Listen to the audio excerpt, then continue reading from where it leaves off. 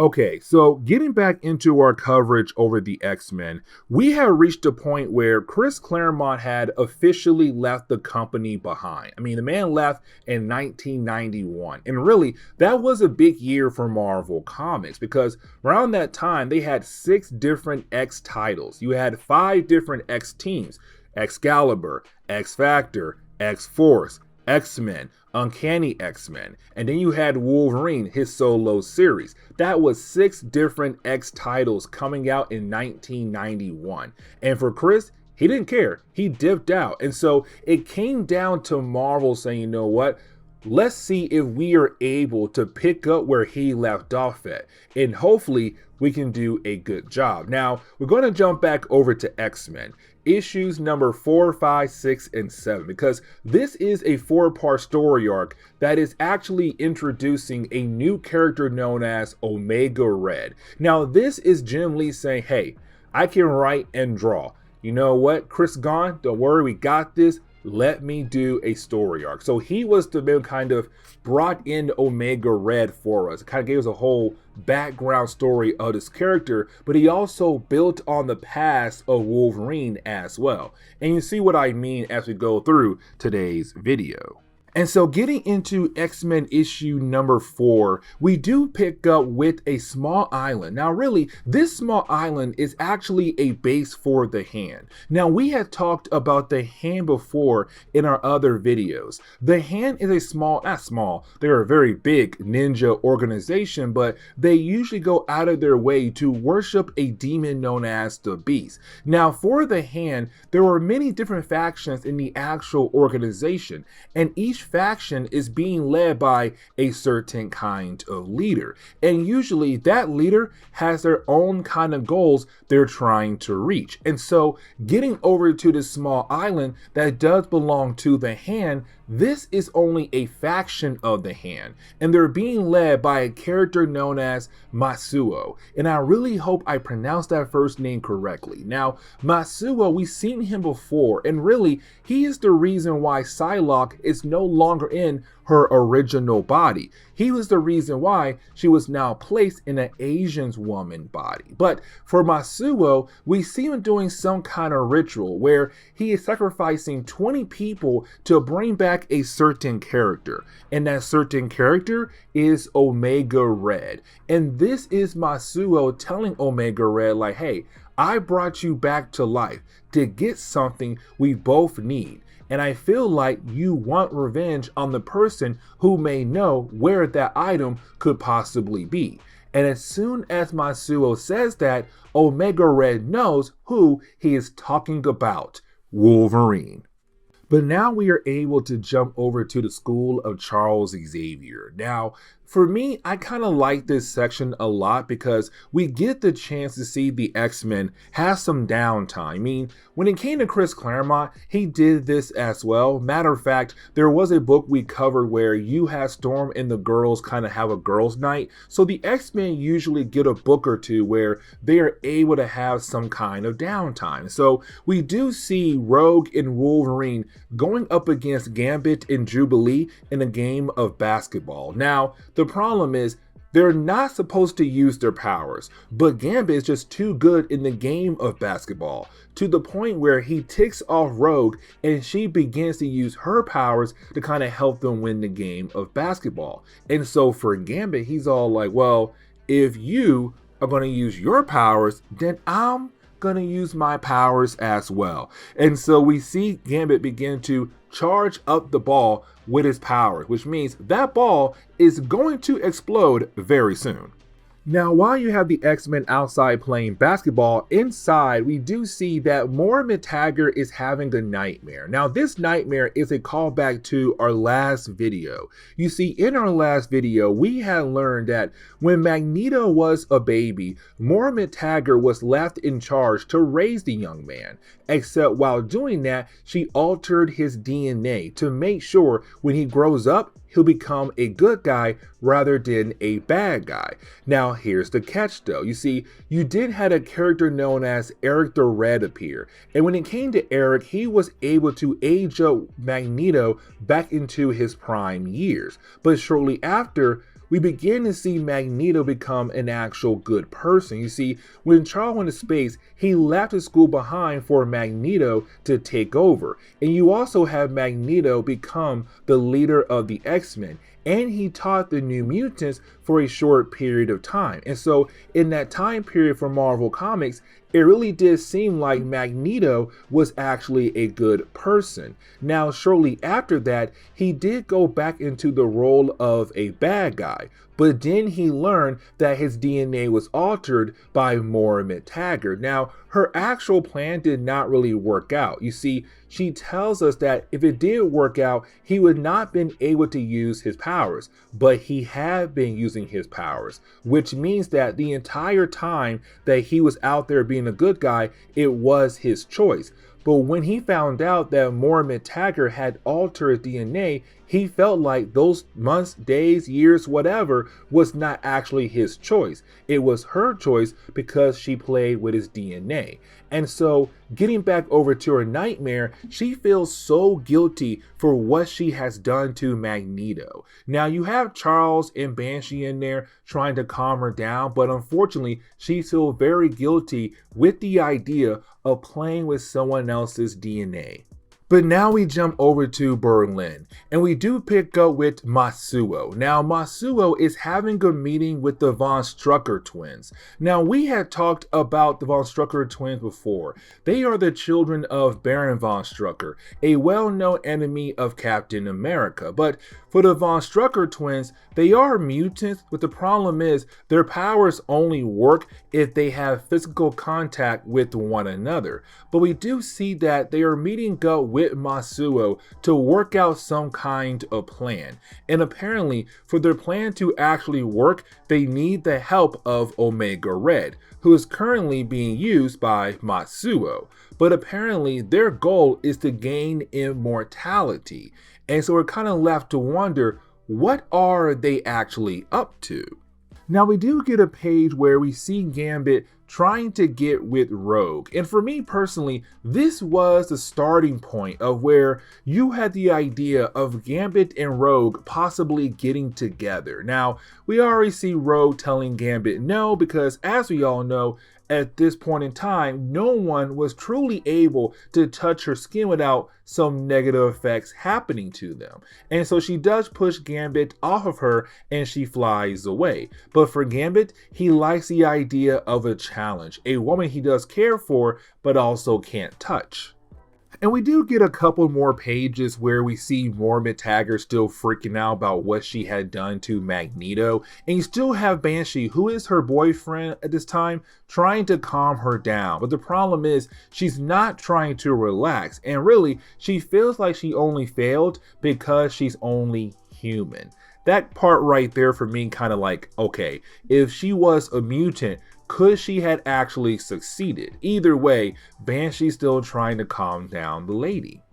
Now, later on in the day, we do learn that Gambit is trying to take Rogue out on a date. And at first, he believed, okay, it's just going to be him and her on a date. This is going to be great.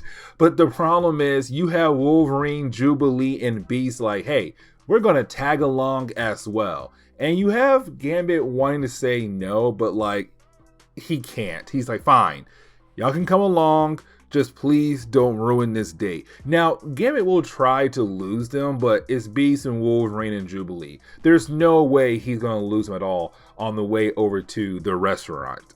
But while you have everybody leaving, we do see that Moira McTaggart had decided to lead the school of Charles Xavier. She wants to be left alone. Now, Banshee, he wants her to stay behind, stay with him and Charles and the rest of the X-Men because this man truly loves her. But unfortunately, she's all like, I can't, I gotta leave. And so we see her get in a cab. And so at the same time you have the X-Men going out on their fun night at the restaurant, she's also leaving in a cab as well. But getting back over to the X-Men, on their way over to the restaurant, well, that is when they are attacked by the Hand. Now, this is the Hand believing that they should be able to handle the X-Men. And at first, it does seem like they could actually do it because they were able to ambush our heroes, catch them off guard. But our heroes were able to get right back up on their feet and begin the process of fighting back against the Hand. But then Wolverine realized that somebody's nearby, somebody with a very familiar scent, and he can't believe that person is alive again. And when he turns around, he sees Omega Red. Now, for Omega Red, he has the ability to release these death spores into the air, and sometimes it can just make you so weak you pass out, or you could possibly die from it. But for the X-Men, they all get completely knocked out. And so now the X-Men, including Wolverine, are now going to be hostages for Mojo and Omega Red. Now, something else I do want to mention is that around this time in Marvel Comics, you had two different X-Men books. You had Uncanny X-Men and X-Men. And the reason why, because Charles had 14 different X-Men to work with. He said, you know what? I can make two teams. So he made Blue Team and Gold Team. Now, Blue Team was Wolverine, Gambit, Rogue, Jubilee, Cyclops, Beast, and Psylocke. The Gold Team was Storm, Jean Grey, Archangel, Colossus, and Iceman. Now, as we saw earlier, most of the Blue Team was just taken as prisoners. So that leaves Cyclops and Psylocke left behind to go save their fellow teammates. Now, luckily for them, Colossus was around. So Colossus was able to help them out to go find the others.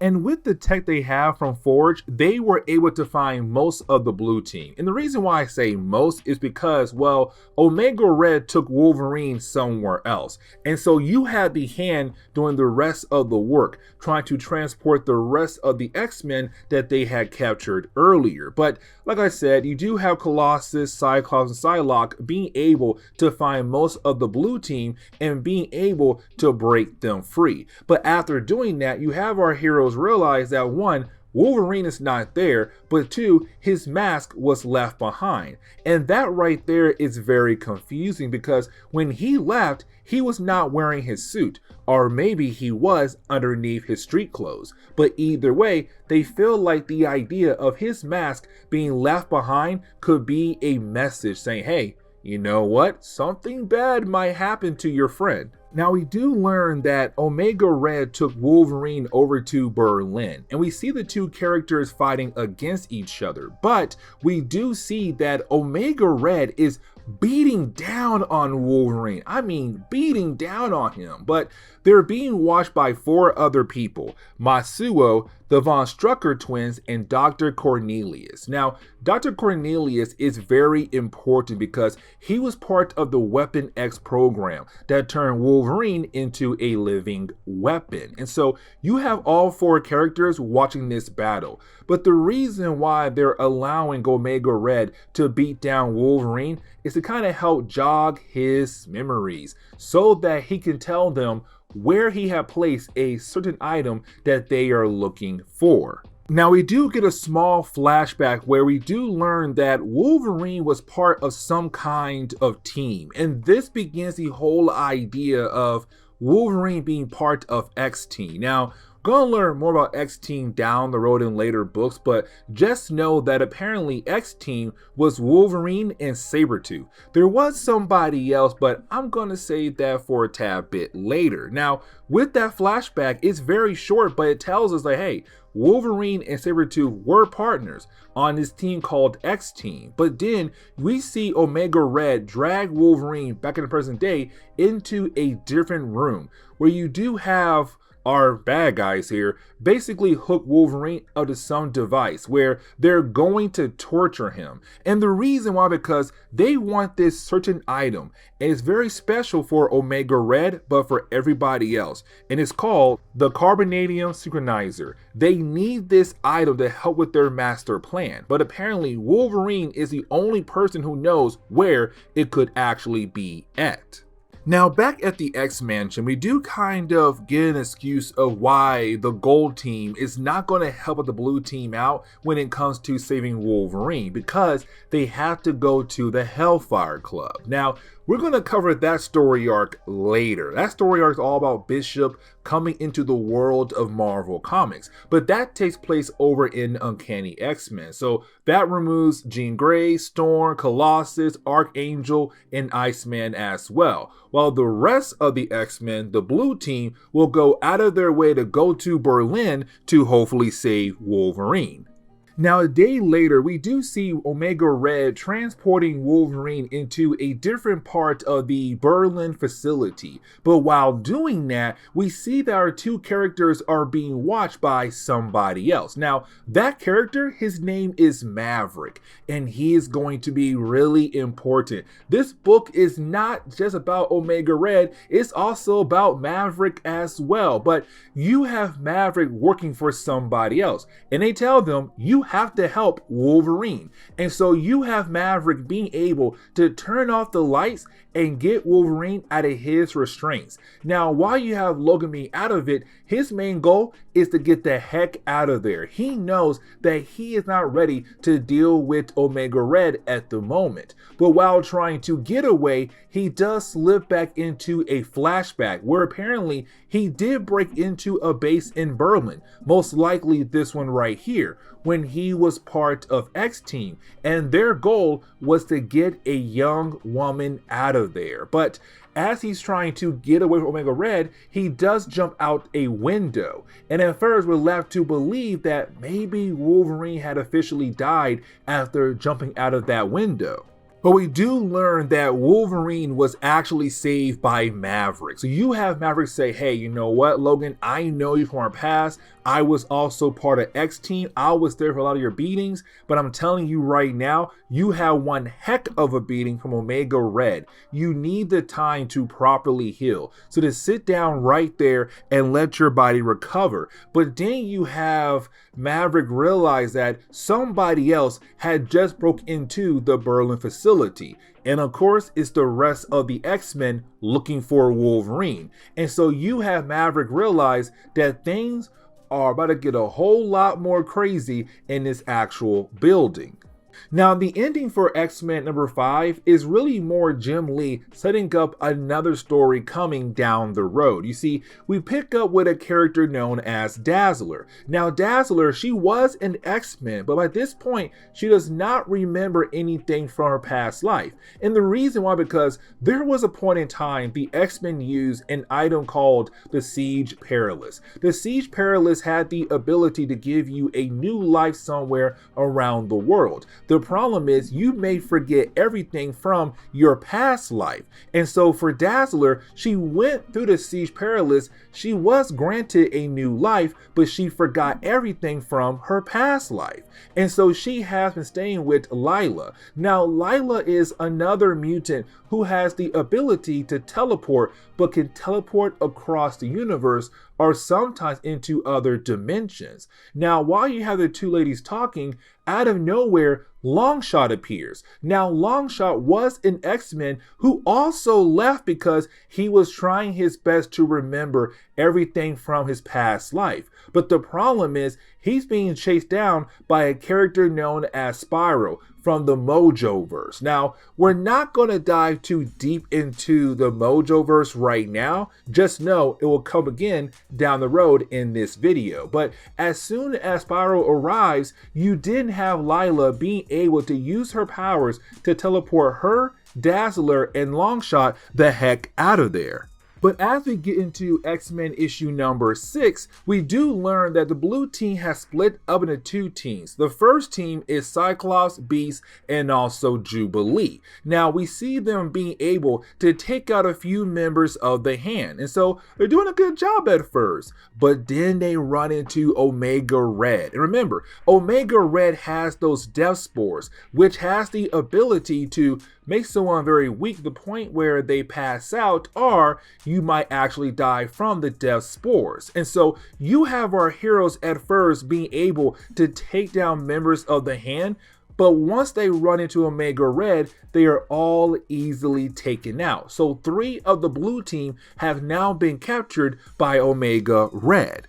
But while you have different members of the X-Men being captured by Omega Red, you have Maverick trying his best to get Wolverine back on his feet again. Now Wolverine, his healing factor is working overtime, but it does give him the ability to kind of dive back into his past again. Another flashback. Really, it's the same one from earlier, but with more details. You see, we do learn that Wolverine was part of Team X alongside with Sabretooth and also Maverick. And they were assigned to go to Berlin and steal the carbonadium synchronizer from Omega Red and his people. And apparently they had a double agent inside the actual facility. Now they were able to get to her, and the goal was to get her and the item out of there. The problem was they got cornered by Omega Red, and back then they had no idea how to stop Omega Red. And so you had Sabretooth kill off the young woman so that they can get away without worrying about somebody else. He also broke open a window saying, all right guys, listen, we got 2 options here. We can stay here and fight against Omega Red and die, or we can go ahead and just jump out the window and hopefully we can survive. But getting back over to the Lila, Dazzler, and Longshot plotline, we do learn our heroes were teleported over to the Mojoverse. Now, the Mojoverse is a pocket dimension that's being ruled by, well, Mojo. Now, when it comes to Mojo, he's really big on live entertainment. He loves the idea of having people do all these different kind of things in front of people. The problem is, most of the people who work for him are basically slaves. And really, Longshot was a slave who was able to get away and went back to Earth. But apparently, when he got to Earth, he forgot everything about his past life. And so, with him being back here, you would think he would remember everything, but he doesn't. But he does know one thing: him, Dazzler, and also Lila gotta get the heck out of there. And so they tried their best to get away. And luckily, they do run into a creature who tells them, if you follow me, I can most likely get you out of here safely. And they do. Now, we do learn that when it comes to Longshot, he was supposed to lead a rebellion against Mojo. But apparently, he left and the rebellion began to fall apart. But with them being back here, they believe that most likely they should be able to take down Mojo. Now, you have Longshot very confused, but his main focus is right now Dazzler, because in the past, these 2 characters were dating, but he left to go figure out where he came from. And so with them being back here, he's all like, this is great, I'm back with Dazzler. But let's not forget, she does not remember him because of the Siege Perilous. That was all part of her past life. But she does feel that there is some kind of connection between them, but unfortunately, she has no idea if it's real or not. But getting back over to the main story, we do see the rest of the X-Men team still able to move around. So Rogue, Gambit, and also Psylocke.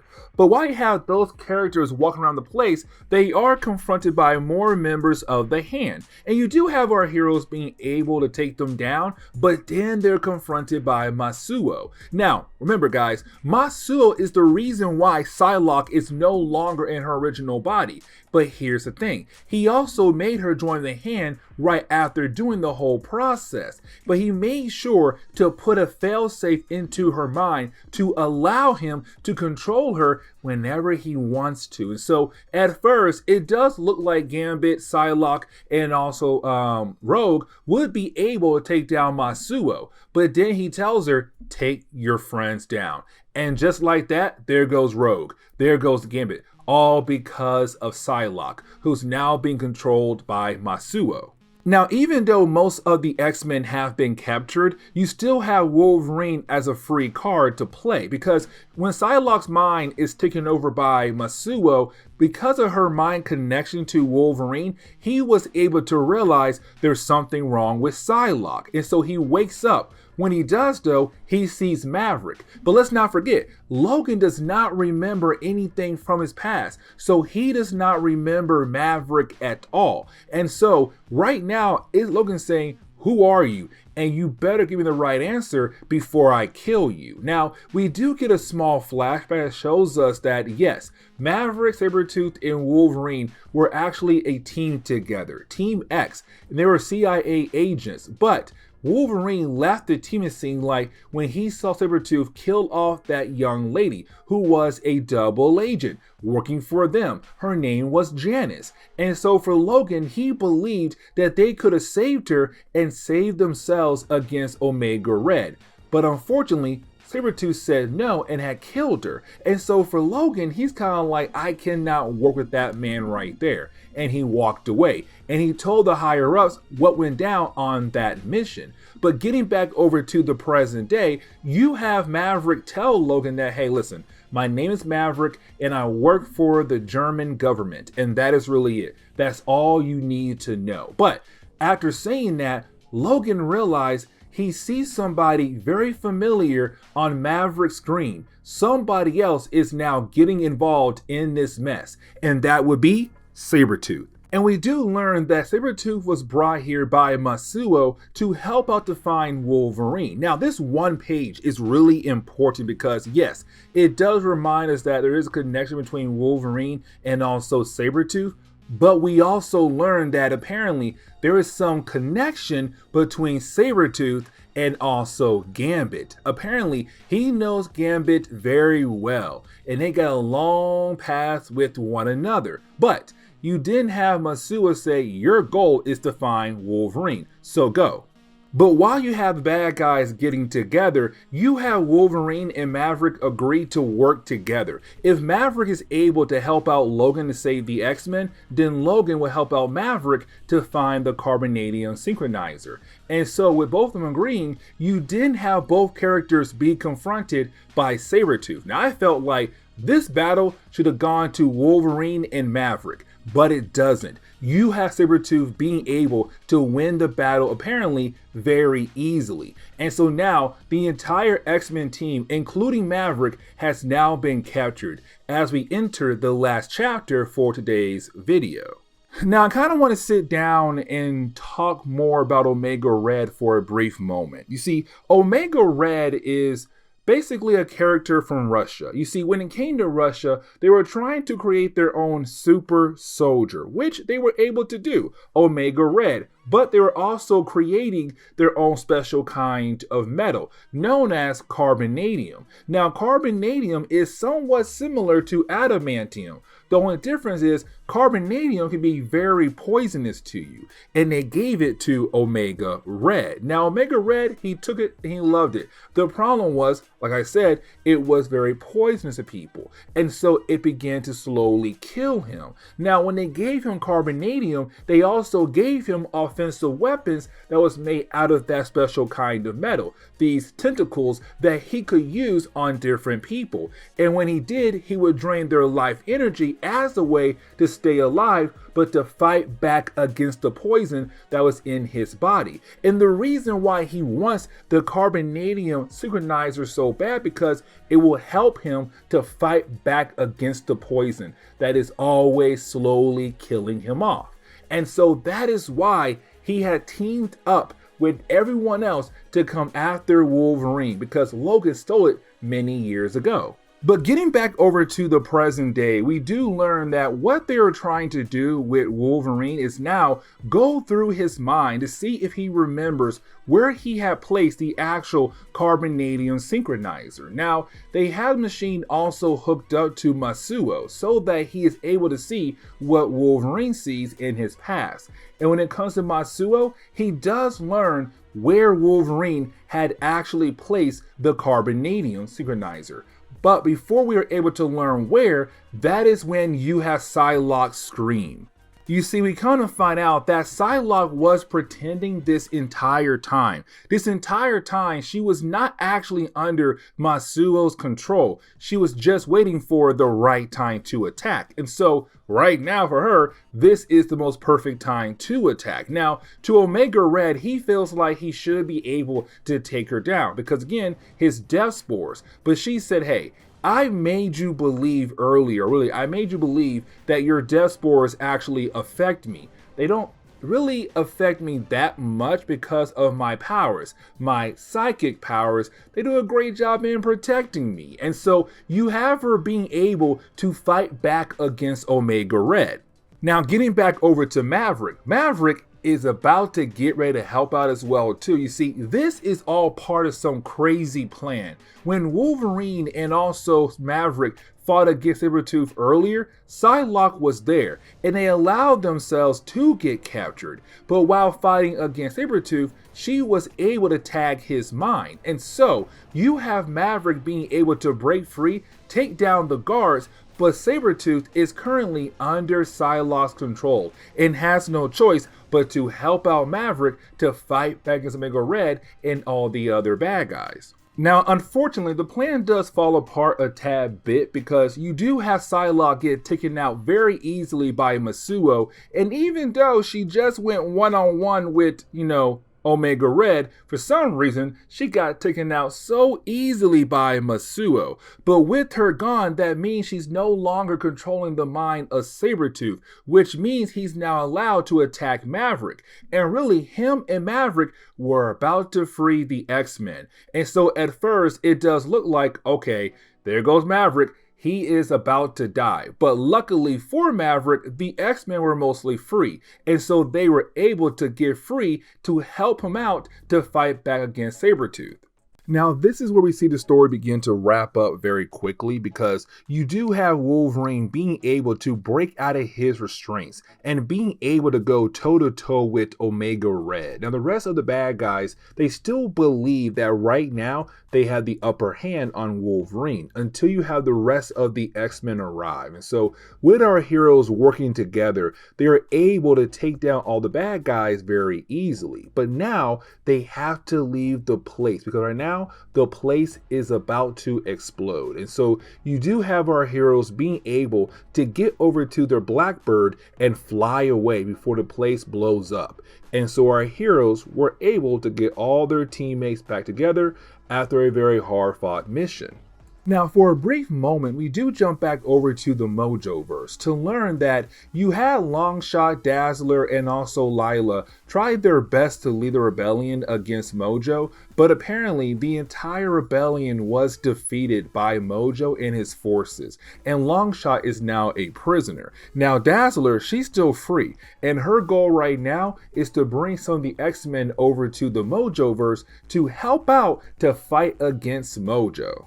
Now, I want to jump back over to Logan, the whole plot line of where is the carbonadium synchronizer? And we do learn that it was actually buried with Janice, the double agent that Logan, Sabretooth, and Maverick were supposed to save in the past, but we saw Sabretooth kill her off so that they have the chance to survive. So after she had died, Logan buried her, but he buried her with the carbonadium synchronizer. Now, Masuo, he was in the mind of Logan, so he knew where he actually hid the carbonadium synchronizer.